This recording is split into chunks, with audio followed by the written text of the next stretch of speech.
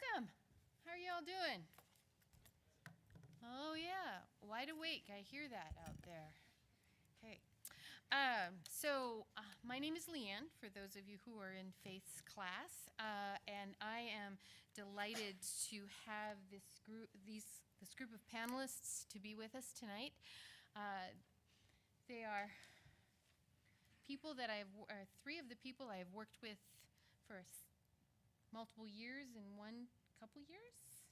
So I have a familiarity with some of them more than others. And Leticia has been a recent addition to my acquaintances, and it's been a delight. So what we're going to do is going to start with having them tell us a story about how they got to where they are in their professional identity. So if you would introduce yourselves, say a little bit about your work and how you came to be here, your professional identity here. And I'm going to start with Lyndon. Hi, how's everybody doing tonight? Glad to be here. Hear me better?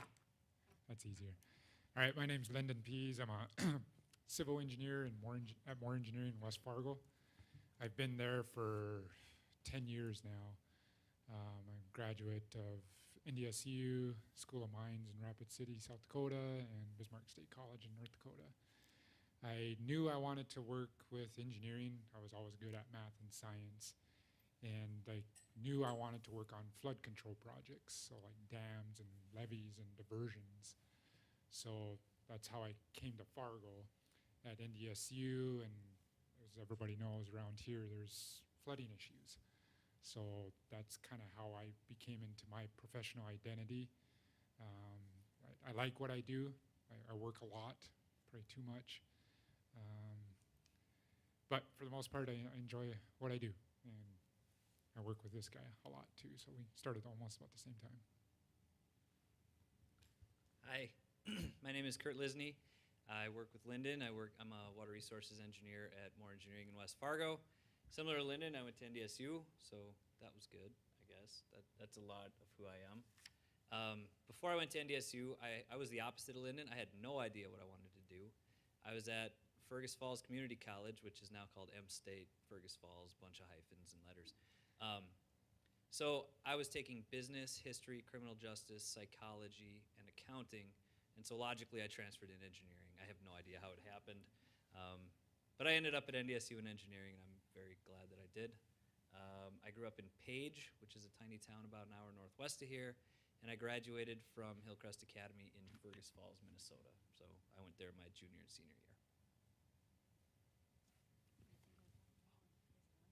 Can you hear me? Okay. My name is Michelle Sudell. I am an IT professional in Fargo, North Dakota. I have a certification in information security management, and I run the IT department for Cornerstone Bank. My professional identity probably started pretty young. My mom actually went back to school when I was in middle school. So when I was at home as a young kid, she was the bus driver and the cook for my school, and decided that was not really what she wanted to do. And so she set an example for me, went back to school, and got a degree in IT, and then went to work for the county and had a job for I don't know how many years till she retired. And I kind of went down the same path. I had a family, I had a crappy job, and I didn't really like that. So I thought, what can I make money in? And I'm going to age myself, which I keep doing.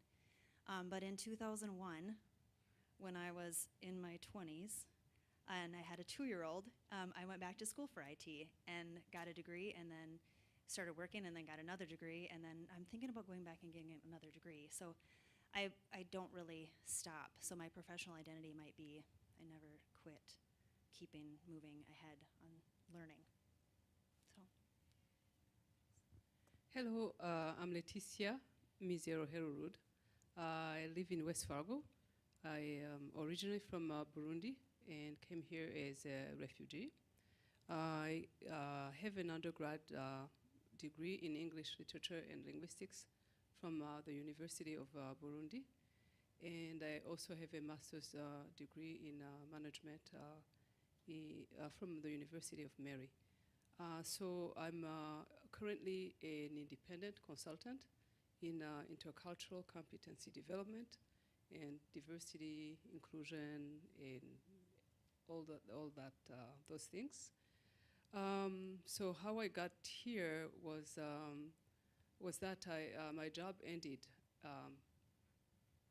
without notice. I got fired, and I didn't know what to do. But part of my that before getting recruited into that position, I was already thinking about going solo and doing things on my own. But I was excited about that opportunity, so I put that on hold. And when that job ended, I decided to do what I always wanted to do. And that was consulting and also start writing. Good.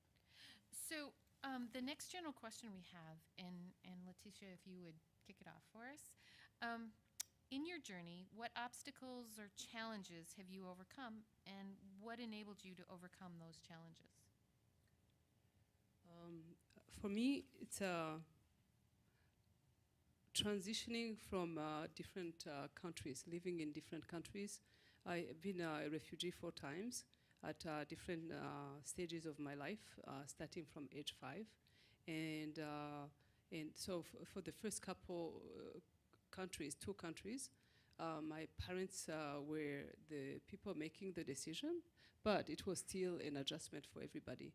So, and then the last time I left Burundi, I was a mother, and I was also I was a young mother. I was married and left with my son and my 4 siblings. So at the age of in my late 20s, I became an instant parent of 5 in a country without no resources. So that was very, very hard before coming to US, and again, that's another adjustment. So of course, there are, at a personal level, I'm going to have to say that it's adapting in different cultures. And what helped me the most was keeping an open mind and asking questions, building networks around me, and really keeping hope and working hard and making sure that I was making the best choices I could, not only for myself, but also for the people that I was in charge of. So would you dig a little bit deeper? Because I think part of hope in your story comes from not only the adversity of getting here, but also the challenge you had in your finding employment when you first got here. Because I think it's, did you hear the degrees she had before she got here? Would you repeat those degrees one more time? So I had an undergrad degree in English literature and linguistics, and I had also worked for 5 years in 2 different countries for a international organization, a US organization. So, and I spoke 5 languages, and when I came, and in those 2 organizations, I also was working at managerial positions.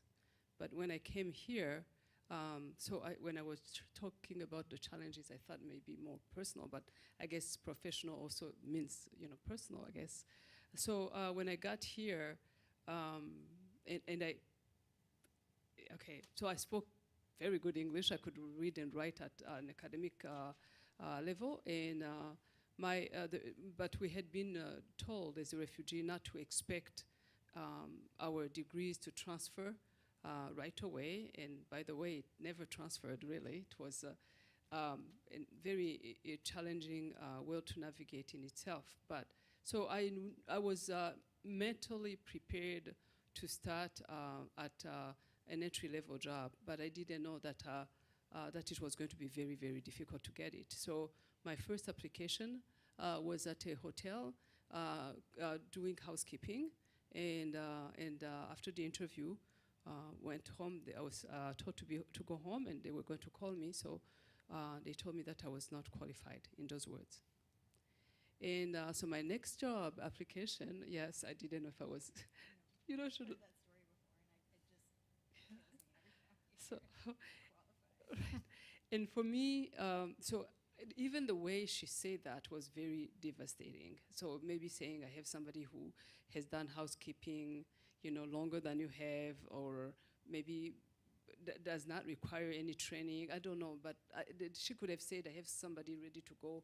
Maybe, keep applying, or, for other things in our organization. There are so many ways to say that if she had to tell me that she was not going to hire me.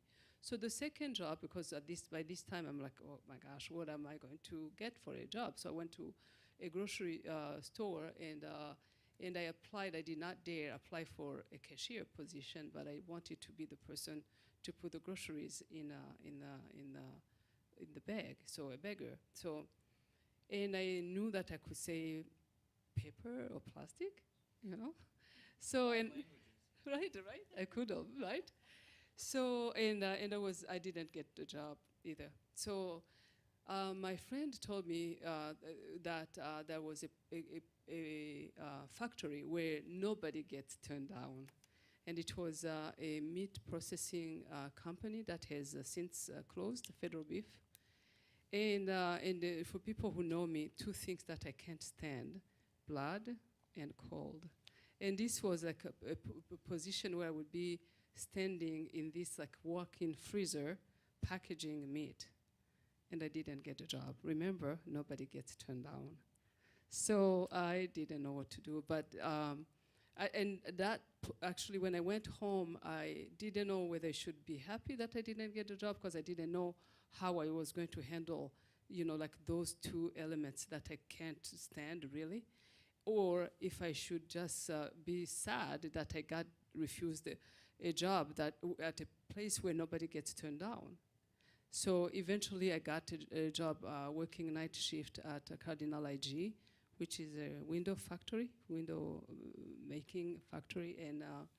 And I did not even know that people work through the night, you guys. I knew about night shift, but I thought it was until like 11 p.m. or midnight, and then you go home and sleep. So working through the night for the first time after, managerial positions, and when you know that you have the skills to do the same jobs or similar jobs somewhere else, it took a toll on me. But again, keeping faith and hope that this was a detour, and that eventually I will go back to the right trajectory, kept me going. Thank you. Michelle. Didn't you say that you had a maid at one of your houses and you weren't qualified to be a housekeeper? I had a maid, I had a gardener, I had a cook, I had a nanny, all of them living with me. So yeah, and I did tell the person who was interviewing me at this hotel that truly I had never done housekeeping per se as a job, but again, I have very high personal hygiene standard. Actually, I was worried that if I got the job, I would be fired because of spending so much time on fine details, because that's how I am. So I was like, okay, if I get this job, I better learn how to make beds nicely, because I'm not going to compromise with that, and make sure that I leave those little personal touches, and still make so many beds in a short time. Yeah, life is funny that way. Yes, please. I'm a little bit boring after her, I think. My challenge has mostly been being a woman and not acting like a woman. So I'm in a STEM job. I do IT. My brain thinks very scientifically. I'm not normally much of a hugger or makeup girl or clothes or shopping or anything. I like football and hockey and things like that. And I was a tomboy all the way growing up. And so when you are that person and you're in a male-dominated field and you're in a male-dominated industry, it's very weird. So I work with Leanne partly to make myself, her words, more diplomatic. My words are nice. I say it like that. So that is probably my biggest challenge. So when I was in school the first time, it was me, one other woman, and like 80 guys in IT. I mean, we're talking 2001, right? IT wasn't cool in 2001. It was just starting. People didn't know the difference between Windows and Office. It was new. And so this other woman in class with me, she was older, maybe 40s, had a lot of experience, and so she had all this real world knowledge that she was applying. And then I studied my tail off and just destroyed the curve. So like all the guys just hated us. And it was supposed to be their thing. They were the ones taking everything apart and putting it back together, and I didn't know anything. I just read and studied all the time. And that has kind of continued through. When you work in a bank, a lot of the executives are 60-year-old men who grew up with a wife who did their laundry, who did their dishes, who cleaned their house, who took care of their children, did everything for them, and they went to work and came home. And so sometimes they look at me, and I look fairly young. I look like I probably don't know what I'm talking about, and I will tell you that I know what I'm talking about. And it's not always the best situation for me when I get into conversations.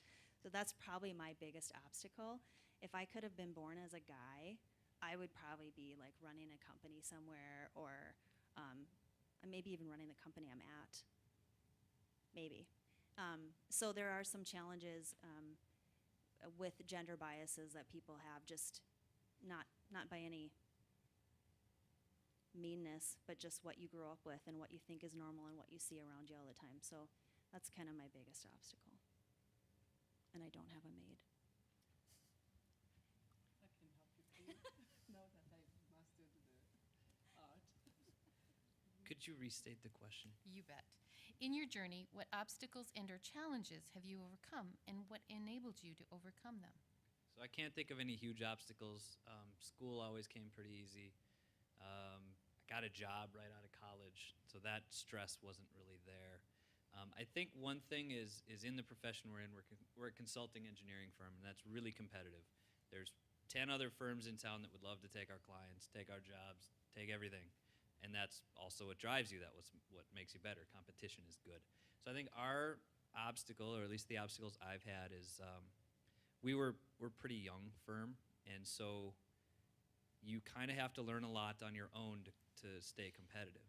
And so that's what's really driven me, I guess, is the self-learning, and there is mentorship. It's not that there's not people over you that watch like that, but to stay efficient and to stay competitive, you really have to just dive in head first and go 100%. And we actually, if you want to advance, you have to grow.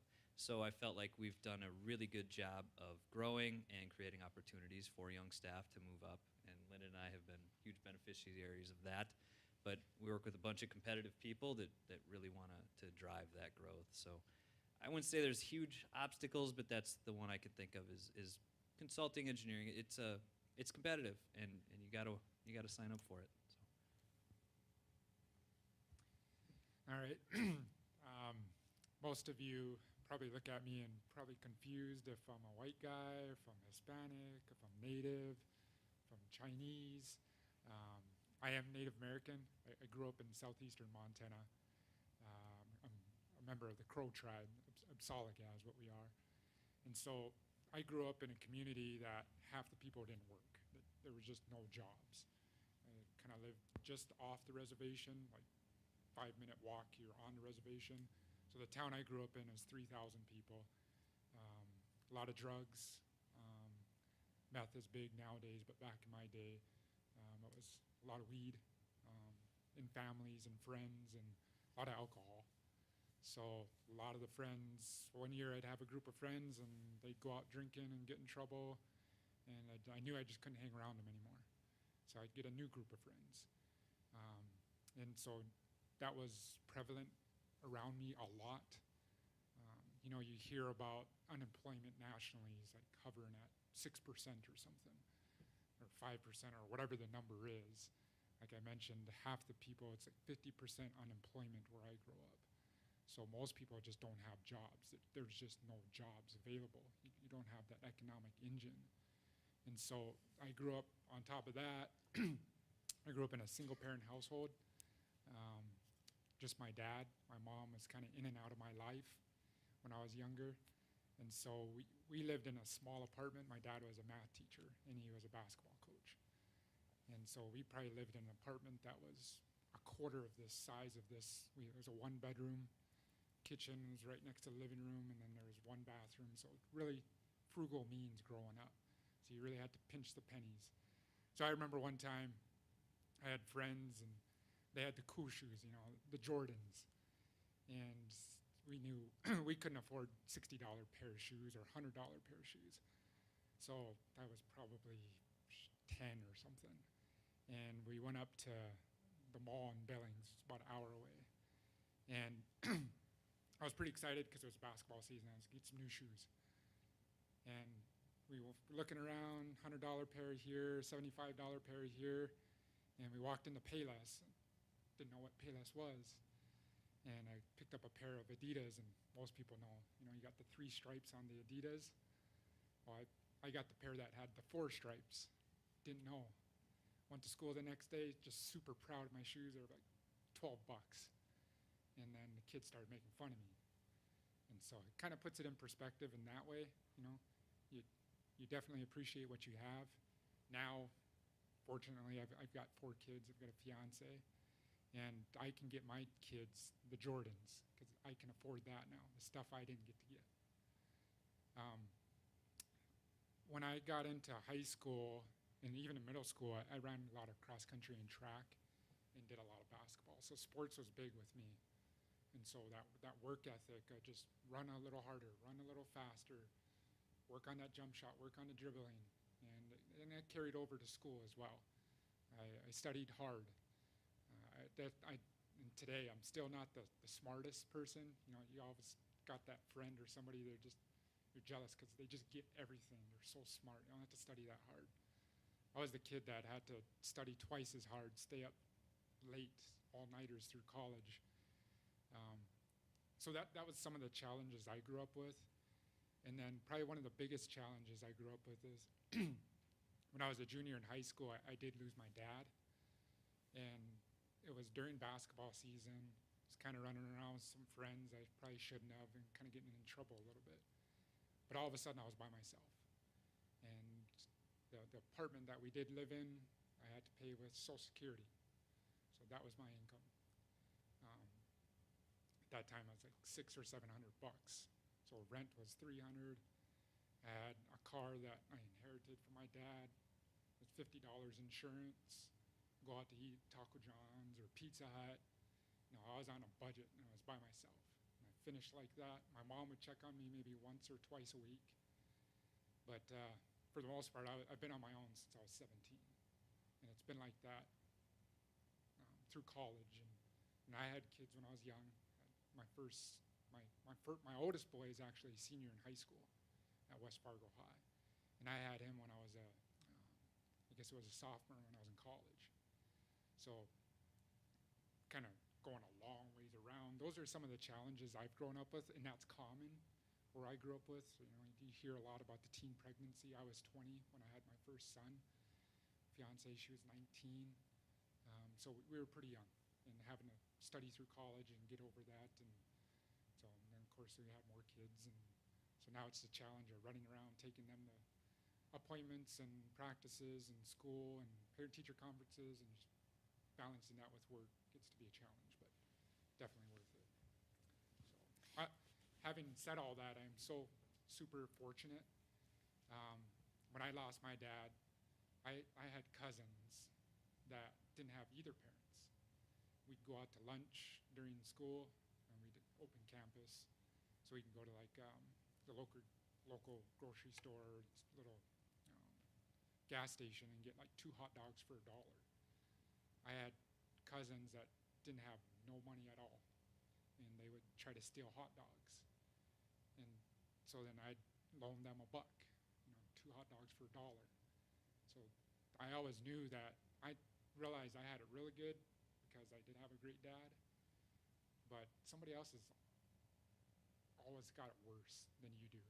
So when you think, your life is tough, somebody else is probably a little bit rougher shape. And I could always see that. Just looking around my friends or my family, it was just reality.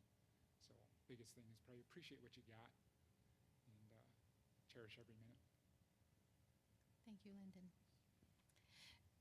So, Kurt, would you start with this one? Identities can present challenges in our professional lives. They can also present us with privileges.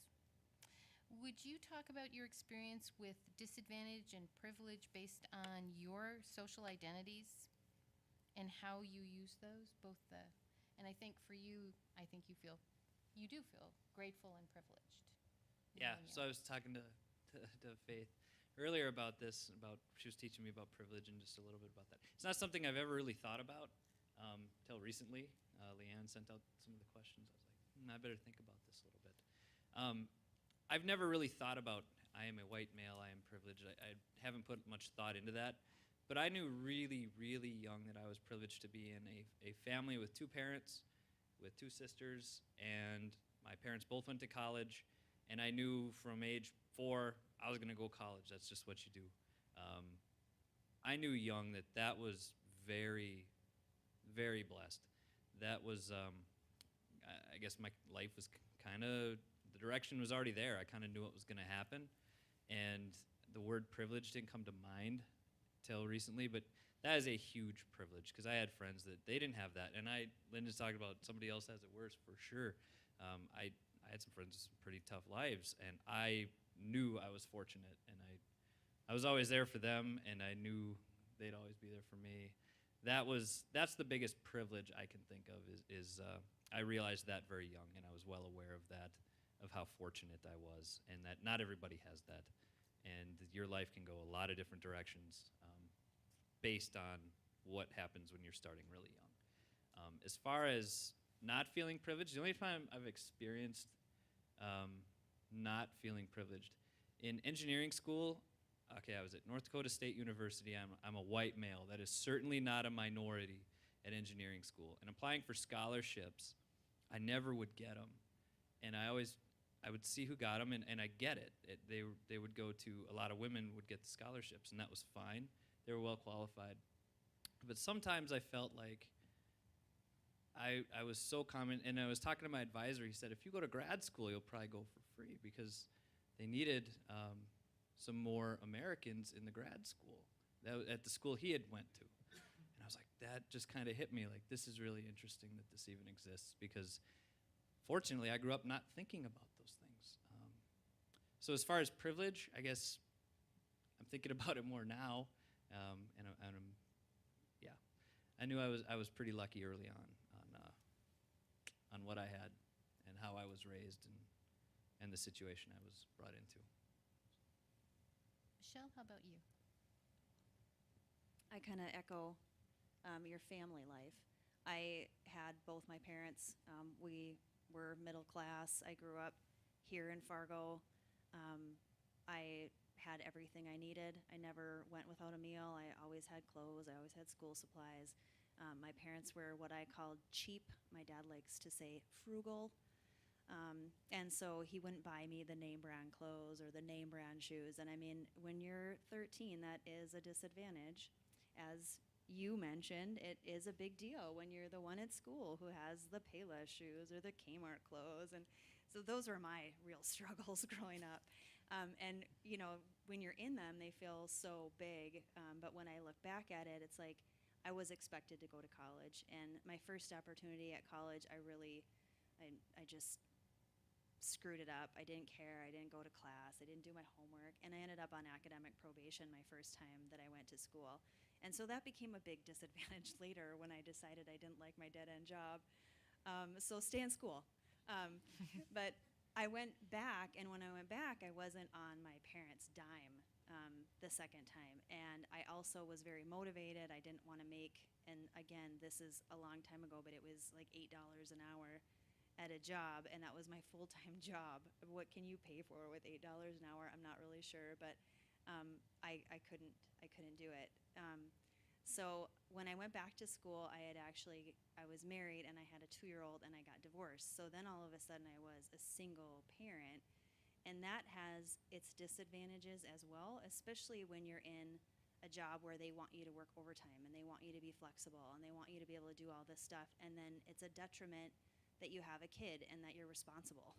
So it's like, if I'd have just left my 4-year-old at home and worked overtime, then I would have gotten more advancements. But since I cared about my responsibilities, then it was like, oh, well, we're going to promote this dude over here because his wife is the one who takes care of the kids. So there were some things that came up with that for me.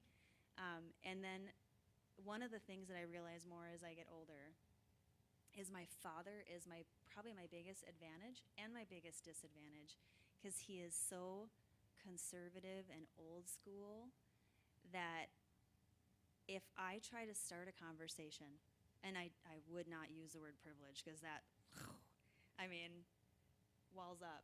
If I start a conversation, anything about even just equal rights or equal pay or a committee I might be serving on that is about justice within the community, he will actually turn, like you're me, and he'll turn to whoever else is at the table and start a different conversation. And when I was younger, I just thought, oh, what a jerk. And now that I see it, it's like, like, how do I open his mind to this? Because he no longer works, but his secretaries were the girls. That's what I grew up hearing, were the girls. And now I'm like, oh, the girls? That's such a terrible thing to hear. So he's my project right now to get him. But again, biggest advantage, because he wanted the best for me. He pushed me, he egged me on. But at the same time, his perceptions play still into our relationship and how he talks to me and treats me. So. Can I start with a story? I like stories. Yes, please. Thank you. So, after 9/11,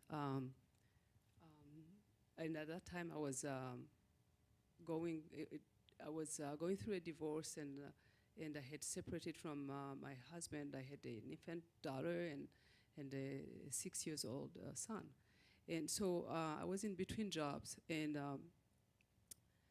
there is a friend of mine who had worked with me through LSS, called me and said, hey, now that you have time, do you mind coming on a road trip with me to Drake, North Dakota? Okay, and I didn't know how far Drake was. But so he said, you just plan to stay over the weekend, bring the kids, and we live on a farm. And so I'm sure they will like being on the farm. And I said, what's going on in Drake? He said, well, I was contacted by the schools to come and talk about diversity and inclusion because there was this doctor from the Middle East who had always been very much liked in Drake. And after 9/11, everybody, when 9/11 happened, everybody canceled their appointment with this doctor. So they thought that it was time to talk about, yes, what changed here in Drake? How does that, what happened, which was very unfortunate and very, no words to describe those attacks, terrorism, those terrorist attacks. But the conversation was, well, how does this affect you directly in Drake, that you will feel like that is threatening the relationship that you have always had with this doctor? But anyway, so when Daniel asked me to go, so he said, I'll come to talk about like inclusion, and they contacted him because they knew that he had worked with the refugees. So, but he said, I would like to bring a friend who can speak, from her own personal, connection with a topic like that. So, going back to your dad, and I'm not sure, I don't know your dad, but Daniel said, hey, by the way, after we made arrangement to go, and he said, by the way, I forgot to tell you that my dad is racist. And I said, so where am I staying? And he said, at our house. And I said, are you serious? Are you kidding? Because Daniel is a joker. He said, no, I am serious. My dad is very racist. The last time he saw or interacted with a black person was when he was much, much younger and he was in the military. And it was not a good experience. So he's very bitter he's very racist to the point that I'm very nervous to take you. And I said, so why are you doing this? Because I did not know what. He said, well, if I'm going to go to Drake to talk about inclusion and acceptance and, working together, living together, and seeing people for who they are, and I really know that my family needs that the lesson more than anybody else in Drake. So I'm going to start at home. And they said, I've worked with you for 3 years. I think that you will get along with them perfect. But if they don't welcome you in our home, I'm done. Well, that's not what you should do, okay? But I'm just telling you about how bold this person was. I did ask him if they had guns, by the way, because I'm and he said, yes, we do. But, and I said, are you going to give him some heads up or some warning? And he said, no, because if I do tell him, he's going to tell me that I can't, first of all, and I want to give him a chance to not say, he said, I want to see that. Seriously, this was like a social experiment that I was not sure, first of all, if I should do it. Second, if I should take my kids. How crazy is that? Seriously, and we did it, seriously. We did this, and it was, we did. He didn't shake hands. When we got there, he didn't shake hands. And he was shocked. He was like, who is this person? Why is she here? Daniel's mom knew that I was coming, and she was on board.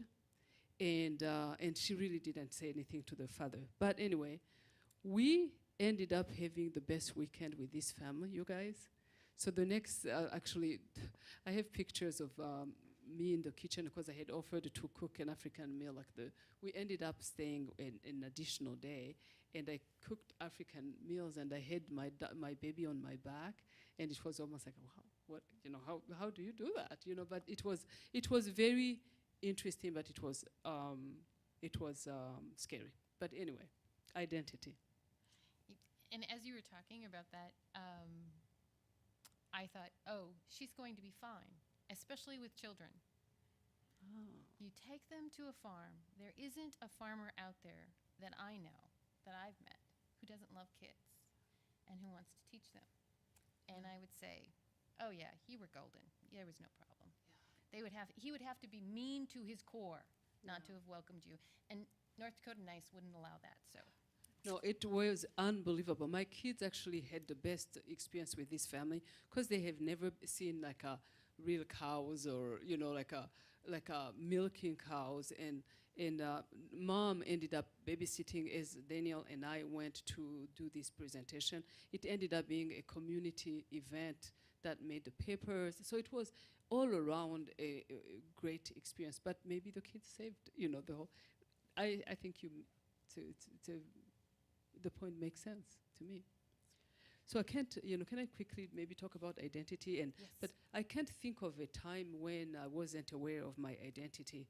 First of all, because my first fleeing episode, I was 5 years old, and we ended up in France. So I didn't speak French.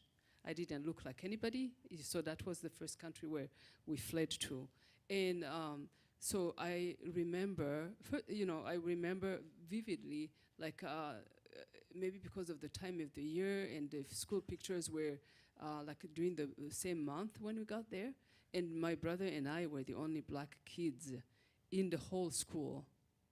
And when you take like class pictures and you are the only person, it's almost like you can see that you are different, and you are 5 in kindergarten. And then you can't talk, even if you try, you can't. You have an accent. Even later when we were learning French, we had an accent. So, and then that was the beginning. But later when we went back to Burundi even, the reason why we ended up being refugees was because we are from the wrong tribe, okay? So when you grow up being aware that you are, the ethnic group that's not, how can I say it?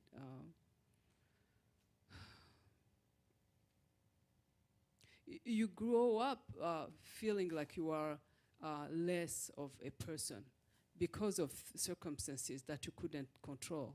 like your ethnic group, like the part of the country you were born in, like the family that you were born in, and later, like race. And that's something that's still current today, dealing with racism. I was with, 2 weeks ago, I was presenting to a group of attorneys, local attorneys, like 30, 40 attorneys, who were working on talking about eliminating biases in the court system. And they were really, it was a very interesting conversation because they had invited four of us and all of us from minority groups, different backgrounds. And I remember gave them one example that happened to me in the court system when I was the director of the New American Services through Lutheran Social Services. So that program has an unaccompanied refugee minors program where LSS is the legal guardian. So there was a child who was in court because and we had to go. Some of us had to go to court because of that case. So, and it was myself and my assistant director who was still white and female, and the case manager, white and male. So when we got to court, one of the attorneys approached me, at the door and said, "Are you the interpreter?" Okay. So I didn't, I was trying to think of what to say, but Darcy, my assistant director, said, she laughed and she said, "No, she's not. She's the director. She's the program director, but she also happens to speak 5 languages. If you need help, she comes from the same part of the world as the defendant. So I'm sure that she might come in handy." And Darcy said, "By the way, the defendant speaks perfect English." So, but anyway, and I told later when we left, I said, actually that was an upgrade to be called an interpreter, because I worked with a transitional housing program for homeless. And no matter how well or professional I presented myself, each time I was with my homeless clients, if they were white, which was most of the time the cases, be living in this part of the country, I was always referred to as the homeless person. And the worst case happened when we went to a food pantry, and they looked at me, the lady looked at me and said, "So what do you need? What do you want me to put in your box?" Looking at me. And I turned to John and I said, "John, what do you need?" So dealing with racism is more frequent than maybe you might even be aware. And today, unfortunately, with the current administration, I can tell you that for the first time in 20 years, I don't feel safe. So, and that's identity, and those are disadvantages. Mostly, the advantages are the employment opportunity that I get, like consulting, like contributing to a panel like this, maybe because of my background and so, yeah. Good. So, I would like to, I've got 3 more questions, but I want to see, what would you like to know from the panels? You've heard a lot from them. In fact, you've heard more from them. They've opened up more than last year, I think. So thank you for sharing more of your personal stories. So what questions would you have for any of the panelists? Anyone have a question? If you're in my class, you get 5 points if you ask a question. And if you are in faith class, you get 10. So the competition, you guys. All right. Any questions?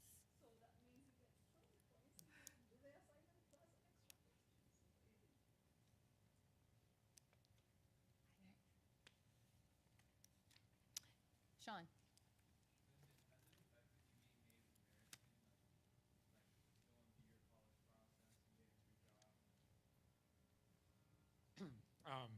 Actually, going through college was a benefit for being a minority. You guys will probably see, there's tuition waivers for minority, and they're in place for a reason. Education is not prevalent, whether you're on the reservation or you're in the projects in the city of Chicago or something. The school systems just aren't as good as they would be, say, down at Fargo Davies or something. So when I got to college, I might be like the opposite of what Kurt was, where he'd apply. He's the good white kid. I was the good Indian kid, and I worked hard. My grades were really good. My test scores weren't all that great, but I did get those minority scholarships, and I was actually a beneficiary of the Bill Gates Millennium Scholarship. So, and that covered essentially everything. I still did play college sports, basketball, and so that paid, I wasn't a U of M guy or NDSU. I played junior college and supposed to play NAIA at Rapid City, but I was fortunate in that respect.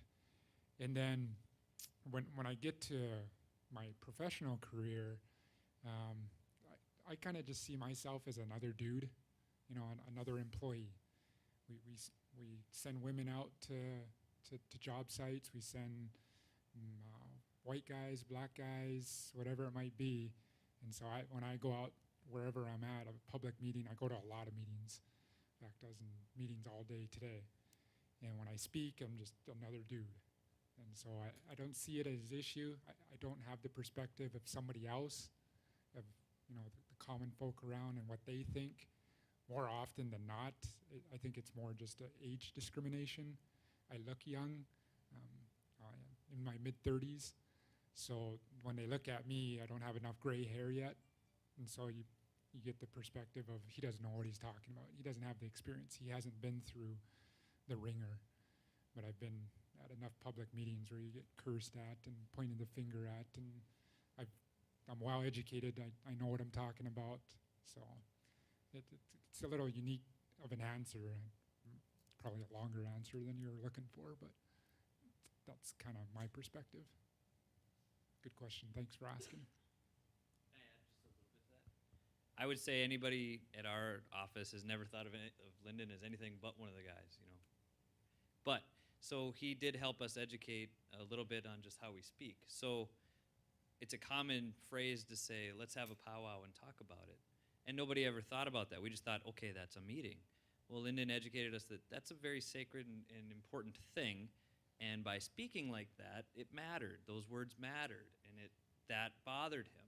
So that was awesome that he did that. And like I said, nobody's ever thought of Lyndon as anybody but another employee and coworker and friend. But that was very helpful. That it was a different background that we absolutely never thought about, that it mattered. Didn't know it mattered, and so that was something he educated us on. So that was pretty cool. Go ahead. Yeah, just so how many know what a powwow actually is? So, and how many have seen some? So like a powwow is in my culture, it's a time of celebration. I kind of equate it to, how many people have been to a wedding before? Go ahead and raise your hand. So everybody's been to a wedding, right? And so the wedding process is sacred. You take your vows and you go before God, and so you commit yourself to something, and you go through a ritual. And so powwows are a similar thing. We just don't go out there and dance to jump around, and you got the Wild West shows, yeehaw, and no, and stuff like that. When we dance, it's dancing with the rhythm. You dance to celebrate. So it might be that one of our tribe went against another tribe, and we stole some horses, or so we had a victory. So you would celebrate with a powwow. It's not a meeting.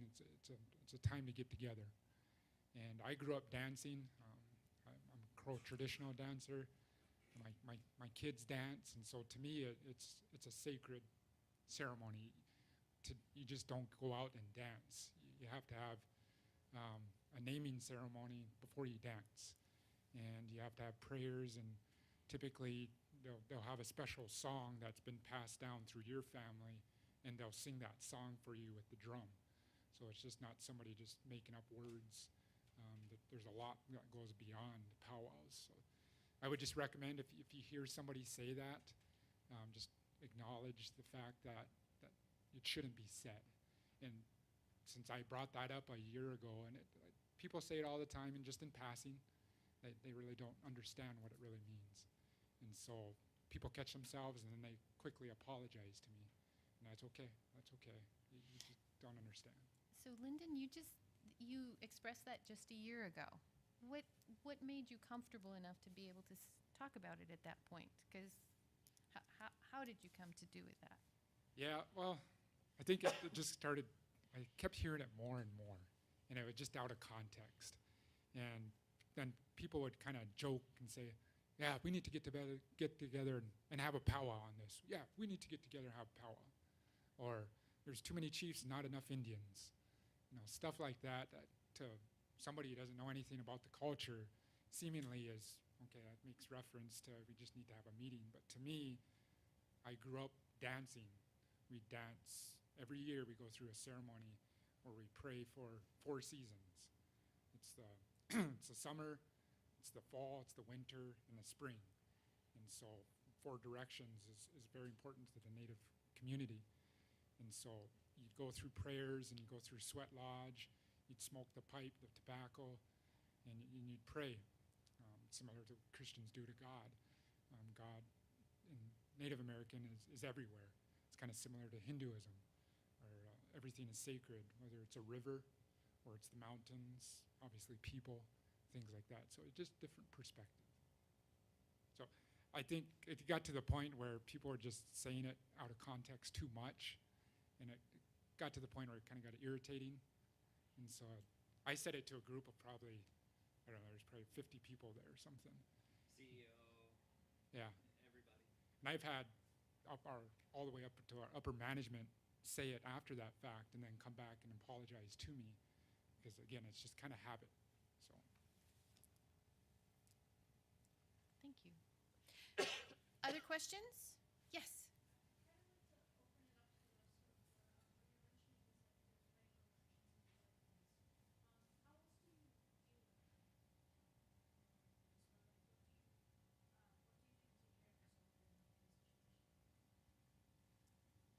Microaggressions in the workplace. How about if we start with Michelle on this one? Are you ready to have that conversation? I don't know. Maybe. I did have 2 weeks off, and now I'm slammed with work. Did you guys hear? Did you guys hear? You guys.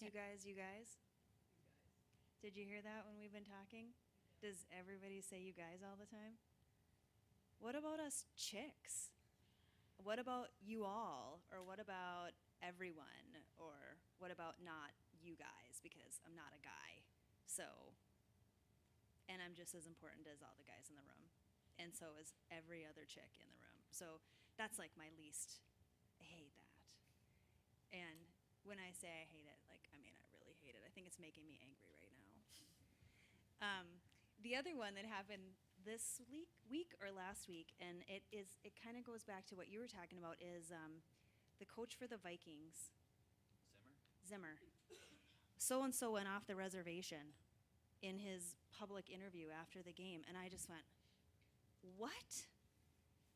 And again, it's one of those things where if you are thinking about being inclusive, saying something that could be really hurtful to somebody else, just in such a public format too, it just blew my mind. And then I was at church the next Sunday, and the pastor said it during his sermon, and I just about fell out of my chair. And again, I think a lot of things when we talk about racism, or you talk about sexism, or you talk about those things, a lot of times it's not somebody saying, I'm going to be sexist today. I'm going to put this woman down under my shoe and I'm going to tell her what to do. It is just, I watched on TV when I was growing up that this is what a woman does, and this cartoon portrays it that I watch every day, and this radio announcer talks about it like this all the time. And so that's what normal is. And everybody has a different version of normal. But then when you start to open up to hear like the powwow thing, I know I've said that. I know I've said you guys. I know I've said off the reservation. I know that there are things that I have said too. And it's about knowing that it could affect other people and then making that choice not to do it. But the you guys one is the one that's sticking in my head right now. Are there other ones that I've talked to you about?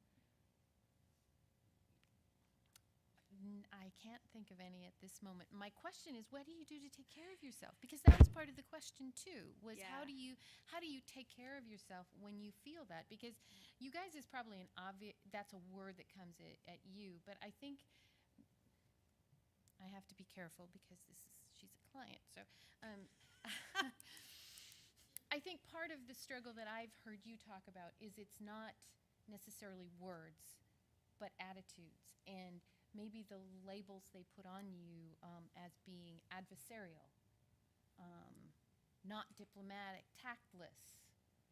Yeah. You know, those are some of the words that sometimes hit you pretty hard when you know there are others who happen to be of another gender who do things that are much harsher and they don't get the label. Yep. Yep. So I am on our management board at the bank, and it took me, I don't know, I've been there for 10 plus years. It took me 5 years of asking, what else do I need to do to get here? What am I not doing to achieve this? Where do I need to work harder? What do I need to learn? And I just did, I jumped through every hoop and every hoop and every hoop. And at every turn, there was something else that I just didn't know enough about or I wasn't good enough at. And so about a year and a half ago, it finally kind of came to a point where I said, okay, this is ridiculous. What's going on here? And I brought up several examples of very rude, tactless guys that were on the management board that didn't need to fix their lack of diplomacy and didn't need to fix their assertiveness and didn't need to fix that they knew things. And so I was told that I should meet with Leanne, which I'm very grateful for because she's awesome. And she's introduced me to really awesome people. But basically to fix me so that I would be able to say I'm sorry instead of saying that I knew something. And I work with, if you hear women say I'm sorry, tell them not to say I'm sorry. I'm pointing because but if you know something, if you're smart, if you know that what you're saying is the truth, saying I'm sorry or asking, oh, do you guys know the answer to that? When you know the answer. And I call it out, which is a professional issue because I work with a lot of people that can't handle that.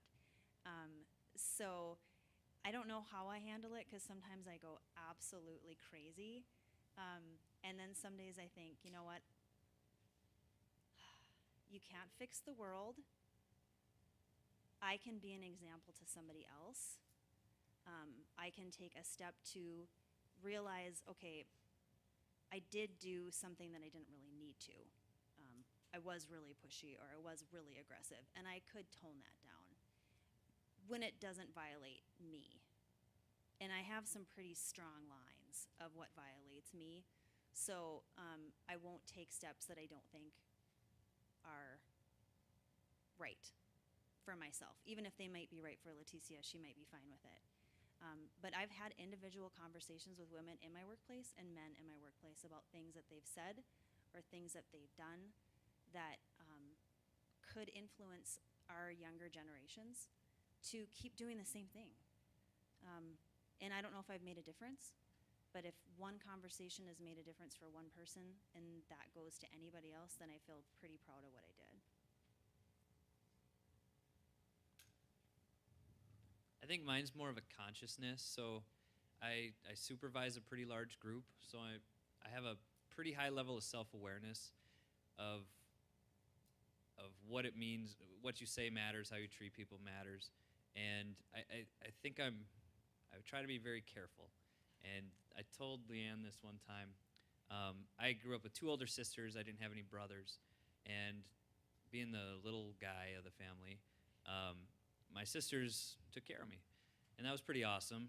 But if they had a friend or a guy in high school, whatever, if he became a creep, that guy was a creep forever. And it was like, okay, that guy's a creep, and that's a terrible label. So I'm like, okay, I supervise people of different cultures. I supervise some women. I've got this group, and I need to be an appropriate leader. I don't want to be a creep, so I'm conscious of, not that I would be a creep, but if I said something wrong, I need to know that, okay, that just came out of my mouth, and now I'm a creep, and I need to go apologize for that. I don't think it's happened too much, but anyway, I think it's a high level of consciousness that it's you just need to be aware of how you treat people, and or people of different cultures. Try to understand their holidays, get to know them, treat everybody the same, but understand their differences. I think that's more how I've kind of, as a manager, tried to incorporate that into our group. One story that one of the women I supervise had a very high level of talent for assembling reports. Okay, she's a civil engineer. She did not go to school to assemble reports. There's nothing wrong with that, but that's not what she wanted to do. She happened to be really, really good at it. The tables, I mean, you'd go to the table of contents, you'd click it, it would go to the figure, it would go back and forth. It was linked perfectly, and it looked perfect. And she was actually better at it than our administrative staff. And I had a lot of deadlines, and I would go to her and say, could you please format this report for me, because you're very, very good at it. And she would do that. And her supervisor at the time wisely said, tell him no, because I wasn't the only one doing this. And I went, and she said, you know, I have some deadlines, and I'm not going to do that. I didn't realize I was really doing that. If she had been a guy and was also really good at it, I would have been going to him and asking him to format it. But it's pretty common in engineering that women, when they're young, get assigned roles that maybe they didn't go to school for. And she actually tells me about her friend who left the company she was at because she kept getting assigned administrative tasks. Well, there's administrative staff for those jobs. She went to school to be an engineer. She wanted to do calculations and design. And so that was, I guess, part of it's adapting and being aware and hearing these stories and learning from them. But she had the confidence and the supervisor that told her to tell whoever's asking, tell them no, you're not going to do that. And I think most of us weren't aware that we were doing it. She was just really good at it. So I think it's an awareness thing. And that's how I've tried to be conscious of those sorts of things. Do you want to add? So there are a lot of people, and maybe even in this room, that you look at and you think they're just like you because they have the same skin color, or you just make assumptions. Even, obviously I can look at Leticia and I know that there's a difference. But we were at a YWCA event where we had some dialogue circles, and this one gal was from Ireland and actually had discrimination against her in different ways, and she looked like me. And so the people in that group had assumed that she was just like them. So, she has the same experience because she looks like that person, and every single person has a different experience. So even if you're white and you grew up in Fargo, North Dakota, and you've never left here, you've experienced different things than the white person sitting next to you that grew up in Fargo, North Dakota. There's not a single person that has the same experience as the next. So it's not only about understanding diversity when it really looks different, but understanding that it can really be a very similar looking person that you would never guess.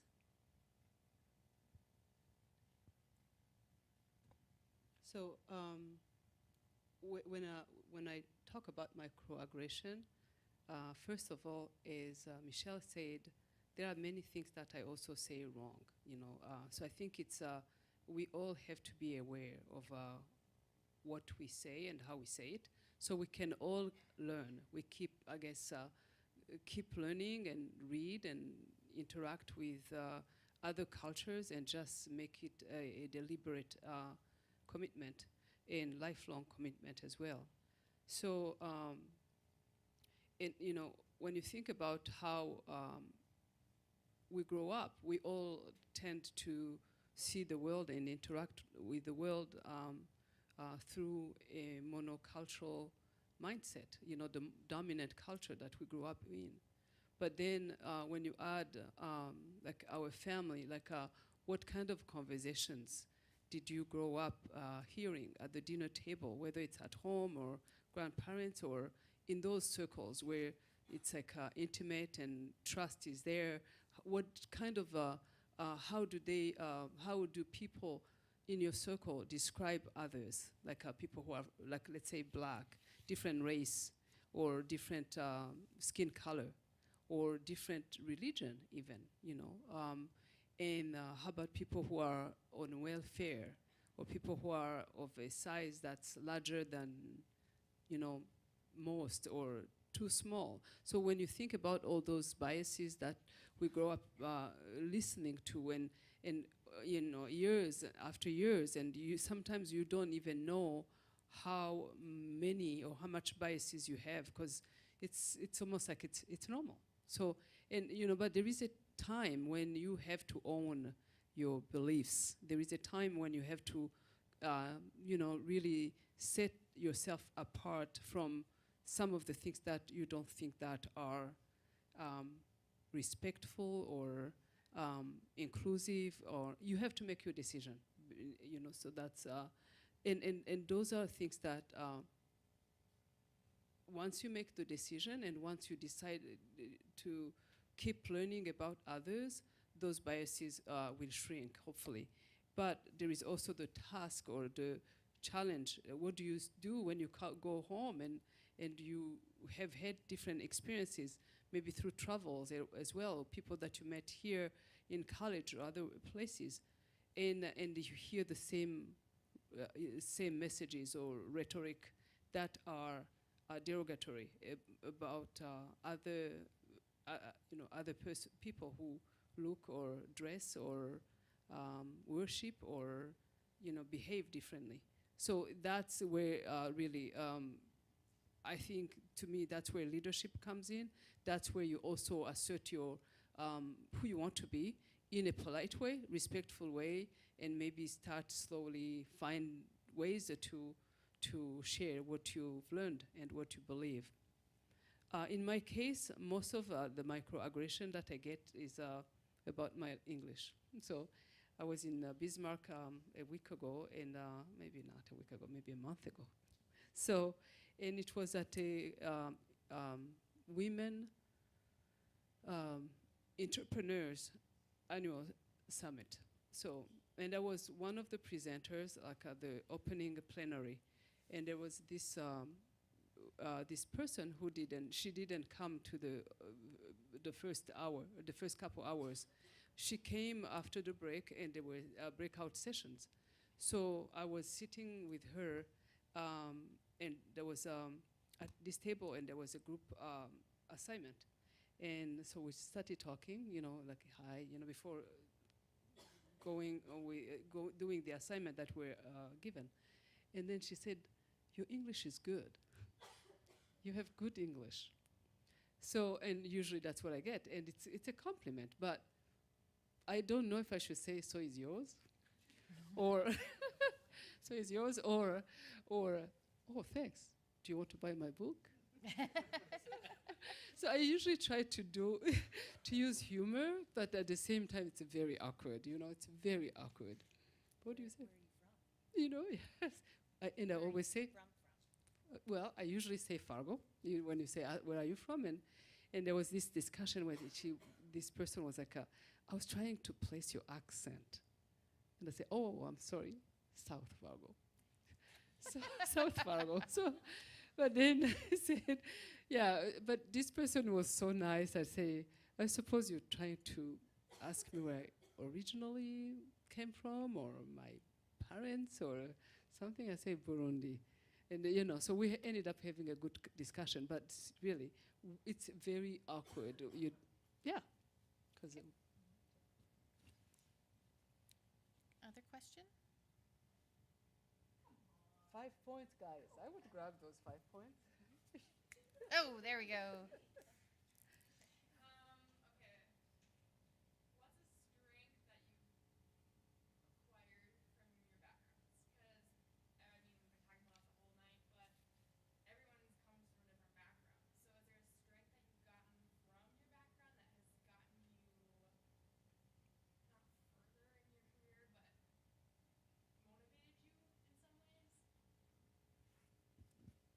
For me, it's understanding the interconnectedness of people and cultures. Like really, the way I lived in so many countries, whether it was because I wanted it or not, I tried to do the best with what I had each time. So adaptability and understanding that we have more in common than what we have more than differences. So that, yeah. Um, I knew. Oh yeah. I'm getting tired. It's 8. It's 15. That's okay. I've been thinking about it a lot lately, and I've been really thankful. And I'm going to jump ahead of Lyndon and say sports because he always talked about sports. But it doesn't have to be sports for everybody. But my experience, I played high school football. I loved it. It was awesome. But what I learned in football, you went to practice. If you weren't dying sick, you went sick, and you sucked it up, and you did it.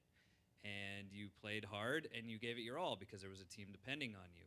And if you didn't feel like going to practice, you still go to practice because you're part of the team. And if you didn't get to play that week, tough luck. The team still needed you. You might have played special teams or something like that. I love the lessons that I learned in there because it pushed me further than I thought I could do. Conditioning the first couple weeks of practice. You worked harder than you thought you could work. It was pretty awesome. And so it doesn't have to be sports, but I think everybody should have something in their lives that pushes them a little further than they think they can go, because you grow a lot doing that. So when we talk about deadlines, and Lyndon and I have pulled a lot of long nights. I was recently at the office. I mean, last night there's some deadlines. There's probably 8 people there still at 10 o'clock. They'd been there since 7 in the morning, and we're pushing through. You got to get the work done. You got to get it done well. That's not that normal, but that's what it took to get it done. And I think those are people that have probably had situations in life where they've experienced it where you can't just quit. You have to push through to the end. You have to get it done because there's a team depending on you. There's a client depending on you. Your family's depending on you. You've got self-confidence that you really think you can get it done. But I would say my specific one is football, that where I really learned I can do a little more than I think I can do. And I would just challenge everybody to find something that does that for them. Michelle? The word I'll choose right now is tenacity. So I've always been told I can do whatever I want. I just have to work at it and make it happen. And so I think throughout school, even when I have completely failed, I mean, leaving school on academic probation when you graduated like with a 3.9 something from high school and had a 30 something on your ACT and then you fail out of college. Well, maybe not the right choice, but picking it back up and doing it and then going back. I've been to school 3 times, so don't ever decide you need to quit going to school either. But just keeping going and not giving up and always wanting to get to that next thing, I think is probably my biggest strength that I rely on right now. Mine is probably diversity. I grew up dancing and going through sweat lodges and just going through the cultural diversity of my own heritage. So when I get out into the workforce or I'm around, I also coach my kids' basketball teams. I'm very aware that everybody grows up differently. Different parents, might be different faith, different educations and things like that. And might be some kids suffers from dyslexia or something, some other. So to me, I'm just well aware of conditions around me. And so I'm always open to that. I never just try to exclude somebody out just based on the first impression. Some people are just rude, and you give them 5 minutes or 2 minutes just to vent and get it off their chest, then usually you can work around that and have some common dialogue.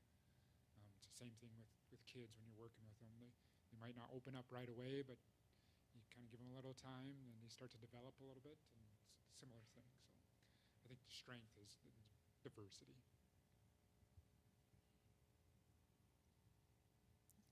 Another question? Anybody else want 5 points?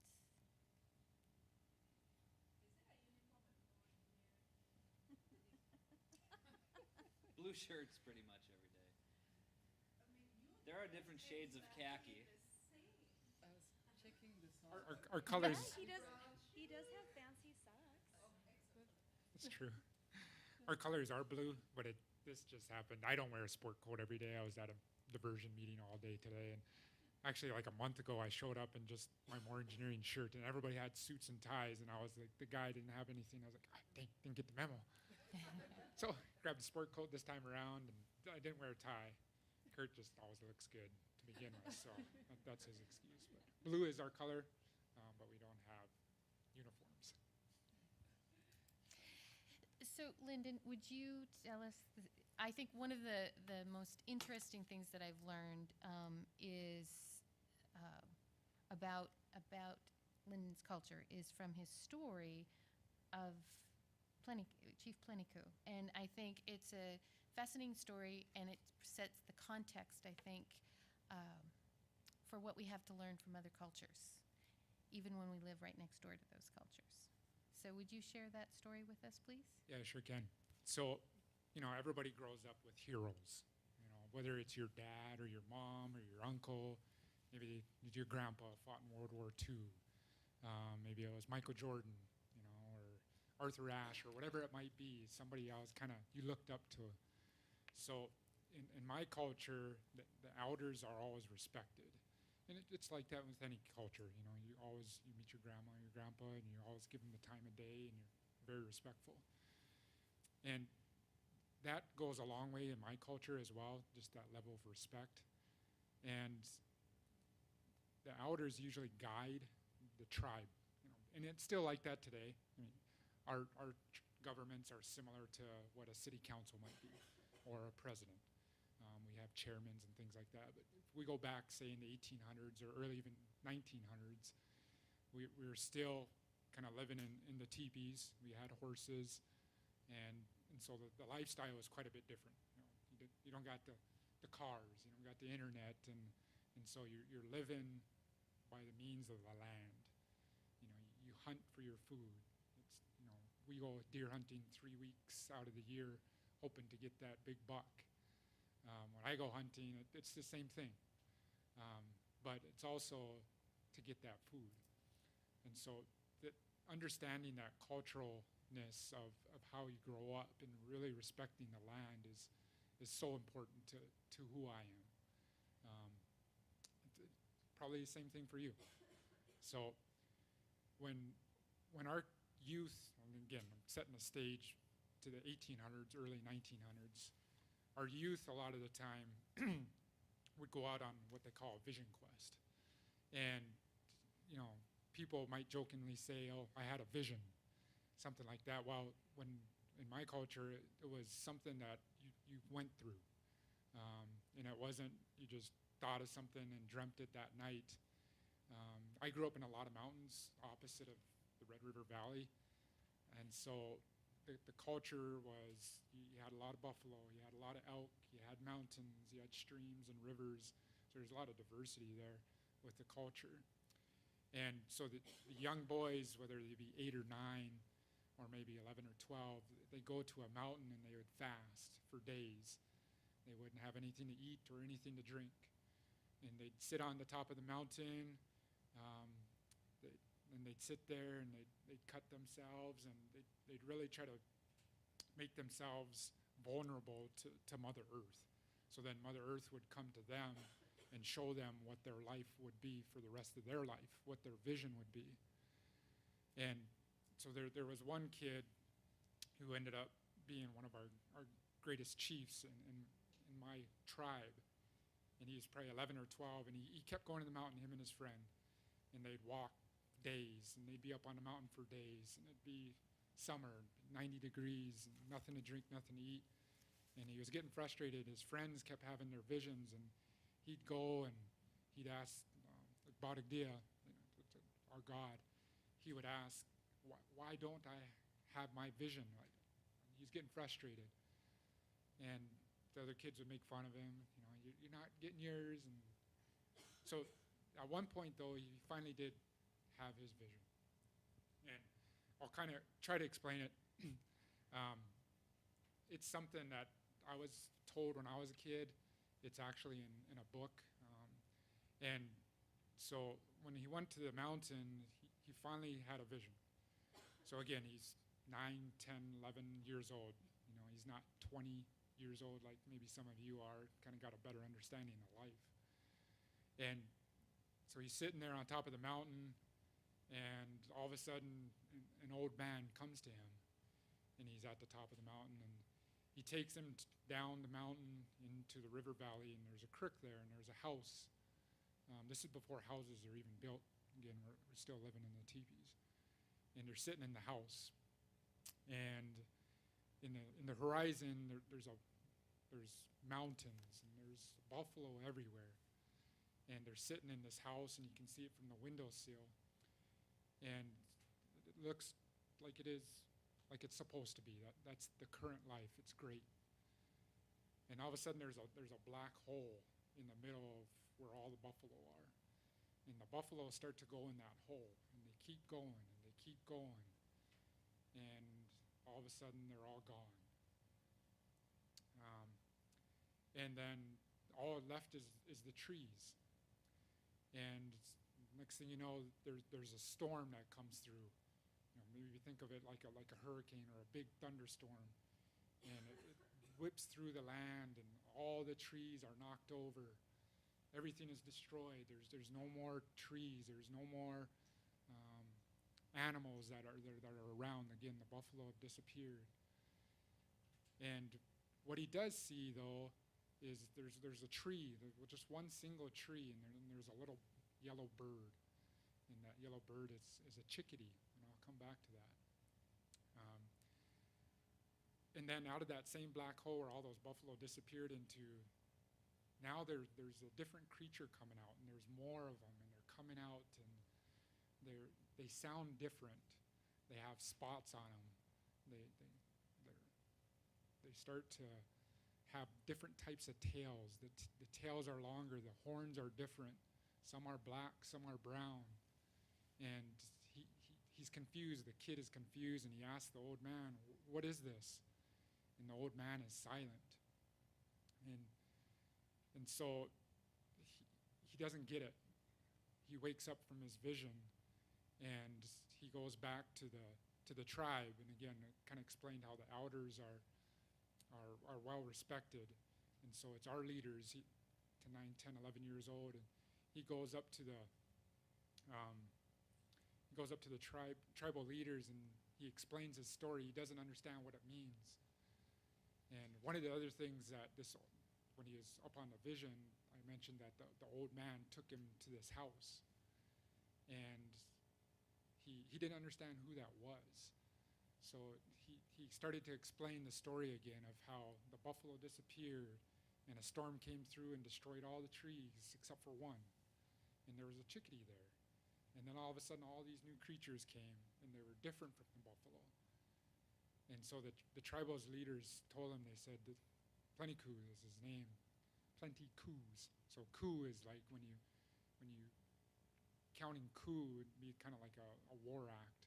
You might count coup, and you touch your enemy in battle, and you get away. That's counting coup.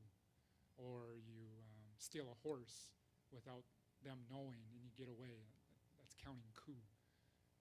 There's other different types that you can do that. So that was his name at the time. So anyway, he starts to explain his story again to the tribal elders, and they tell him this is good, Plenty Coup. This is great. This is telling us that the buffalo that you see, that's today's life, with all the trees there.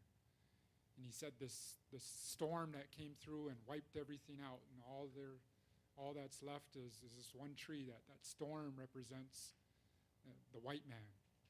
The white man's coming through, and he's destroying our life, our way of means.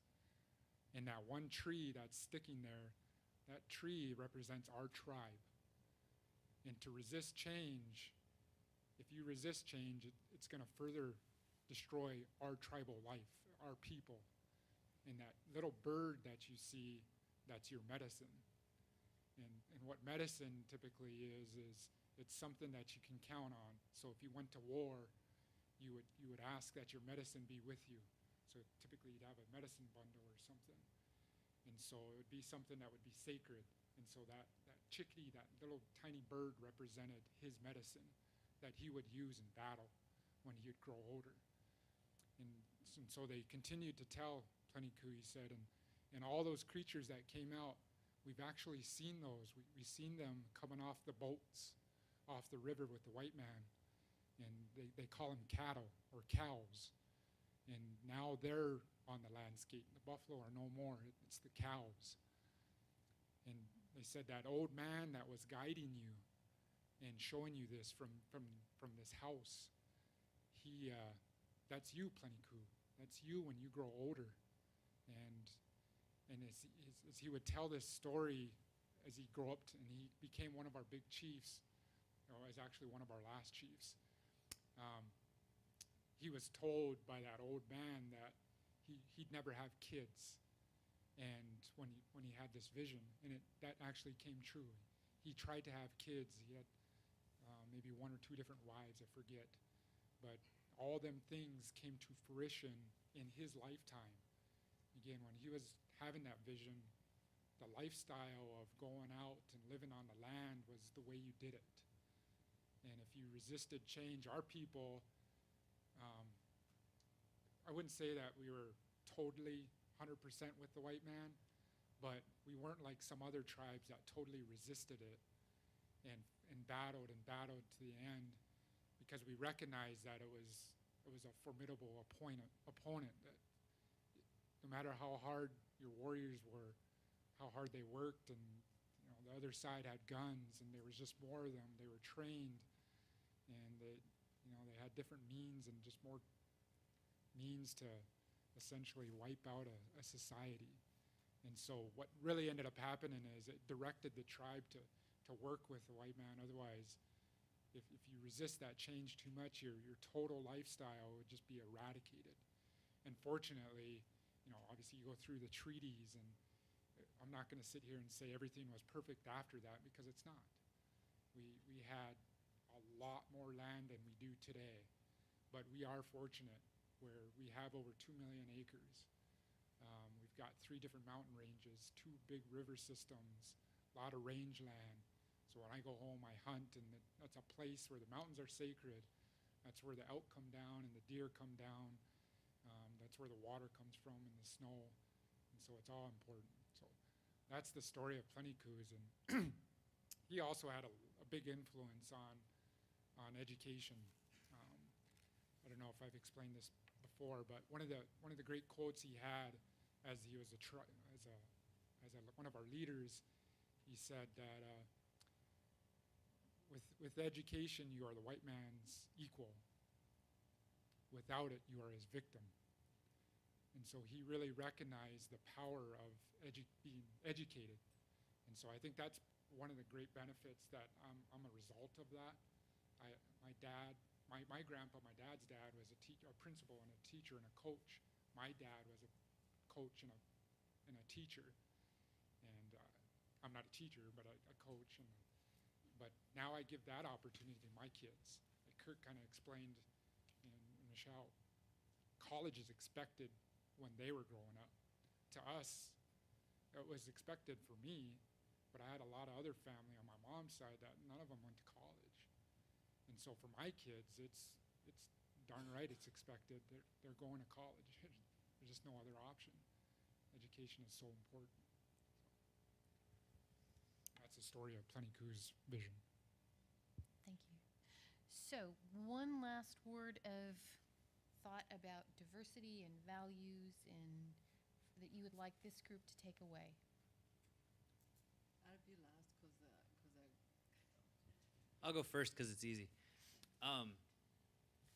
I think Letitia hit the point on the nose when she went to the farm and had a great weekend. Visit face to face. Just be present. Talk to people that are different than you, because I've noticed in this age of telecommuting, people get bitter and kind of separated as they're not together. project teams work better when we sit down face to face. I hope that never changes. That we work together in offices, that we sit shoulder to shoulder and we work together. Because I've noticed that it's hard to be negative and it's hard to be mean and those sorts of things when you have to stare at someone and talk to them. It's so important. Same with, I prefer phone calls over text messages because they're so much more personal. You can hear the tone and you feel much more connected. So my advice would be to talk to people face to face that are very different than you and get to know the human aspect of them, because they're all very important. And I guess that's something I've really noticed. Michelle, you want to go next, and then we'll go to Linda? Don't discount how much one act or one thing can impact somebody. If you have one conversation, it can lead to so much. And I'll give a short example, hopefully, so I can still give Leticia time. But I serve on a committee that we were hosting a training at the bank that I work at, and one person came up to me and asked me a question: "Can I speak at your bank?" I'll ask. I asked. They came into the bank. They spoke. Our CEO got active in a community. What would you call it? Group that is well outside of his comfort range, and through that one request and that one question and that one conversation, we now have an intern in our bank that could impact an entire community of people. And all it took of my time was to shoot one email off, be open to the question, and then shoot one email off. So it doesn't have to be anything big to have a really big impact. So do the little things too. And I don't know how much ripple effect came out of that connection, but the most, how can I say it, the most updated information is that now the organization that your intern is affiliated with is going to be receiving support for 3 consecutive years in the amount of more than $100,000 from some business, how can I say, business owners who believe in that message of inclusion and also in supporting grassroots organizations. So that's an update, being on the board of that organization that I know. So you did more than, yeah. So anyway, inclusion, diversity. So I would suggest to read my book, Being at Home in the World, Cross-Cultural Leadership Lessons to Guide Your Journey. And one line at the back says, we can all build on what unifies us. So, and you have this book in your bookstore here at Concordia, and you also have it at the library. So, and it's 10 points. I don't know how you will get the 10 points, but it's just fun to say that. So, but do something. Do something. Just, yes, there are so many things that you can do. Don't be discouraged because you are maybe young or the work to do is so much intimidating that it's hard to know where to start. You can start somewhere, just commit to that. But the best place to start is working with you. Where are you at in terms of embracing diversity, and what do you want to go from there? Yeah, I'd probably close with a similar message. Be open to other cultures. You know, you hear a lot about refugees, or you hear a lot about kids from different parts of the country and how they're coming into our community or coming into America. They're just looking for a better life, is all they're trying to do. When I left where I grew up, I was looking for something that would really challenge me. Obviously, being a refugee and going to 4 or 5 different countries, speaking all these languages, she just wanted a better life, and just keep an open mind to that. Don't judge people. I'm not going to sit here and preach. It's just that's one thing that as you grow older, you learn to understand that more. You engage in conversation with them. You start to see how lucky you have it where you live. You grew up with your mom and dad, or you grew up not having war 2 miles away, bombs going off, and rape and things like that. You got it pretty good. And so just be open to diversity. It's all around you. And it doesn't have to be cultural. It could be, the lesbian, gay community and things like that. Everybody's got a different story, and people are unique, and that's great. Everybody's unique. Embrace it. Let's say thank you.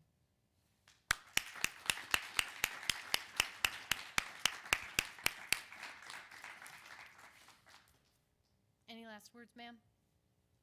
Thank you, the four of you, for your vulnerable sharing and going even deeper than the last time. And thank you for paying attention. And for my classes, I'll see you tomorrow. And I'll see you, my class on Friday. Thank you all.